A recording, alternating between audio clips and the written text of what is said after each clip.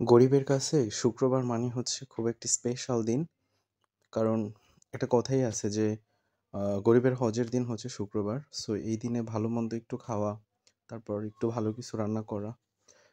যাই হোক, আজকে আমার আফুকে বললাম আরকি আমাদের জন্য খিচুড়ি রান্না করতে, যেহেতু আমার ফ্রেন্ড আসবে। তো আমার আফুর হাতের ভুনা খিচুড়িটা জাস্ট মুখে লেগে থাকার মতো।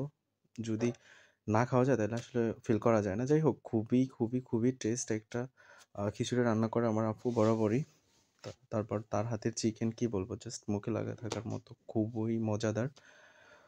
বরাবরই আমরা বায়না ধরি, যদিও ব্রয়লার মুরগি, বাট আপু খুব মজা করে এই জিনিসটা রান্না করতে পারে। দেখেই হয়তো বোঝা যাচ্ছে অনেকটা। ভুনা, মুরগি ভুনা, খিচুড়ি ভুনা। আজকে শুক্রবারটা একেবারে জমে গেছে আমাদের, যদিও আমার ফ্রেন্ডকে আজকে ইনভাইট করছিলাম, কারণ হচ্ছে সে আমাদের পাশেই থাকে। তো ভাবলাম আমার বন্ধুকেও ডাক দিই। তো বন্ধুকে দাওয়াত করলাম, সে আসলো। আমরা সবাই মিলে তারপর খাওয়াটা শেষ করলাম। আসলে খুবই মজাদার হয়েছিল। ভুনা খিচুড়ির সাথে এভাবে যদি আপনি চিকেন আ ভুনাটা দিয়ে তারপর হচ্ছে খান, তাইলে বুঝতে পারবেন। খুবই ভালো লাগার একটা জিনিস। চাইলে আপনারাও বাসায় এভাবে খাইতে পারেন। ঠিক আছে? তো আমি, আমার ফ্রেন্ড, তারপর হচ্ছে আমার ভাগিনা খাইতে বসছি। ওরে জিজ্ঞেস করছি খাবারটা কেমন হইছে?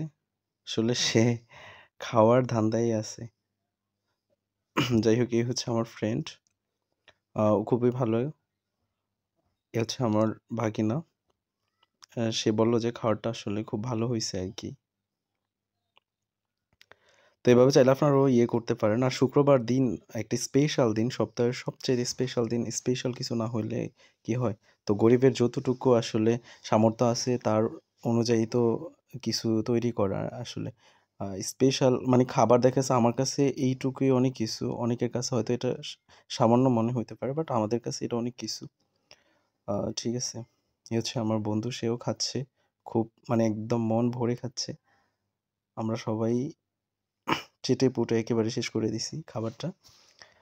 আহ সবাই হচ্ছে আমার পেজটা ফলো করে দিবেন। কারণ ফলো করে দিলে আসলে তো কারো ক্ষতি নাই। কারণ আমরা হিংসা, বিদ্বেষ এগুলো ভুলে যেয়ে যদি সবাই সবাইকে সাপোর্ট করি, তাইলে দেখা গেছে সবাই উপরে উঠতে পারি। আমাদের এই সমাজে একটা জিনিস এরকম হয়ে গেছে যে কেউ কাউকে উপরে উঠতে দেই না। মানে টেনে ধরে রাখি।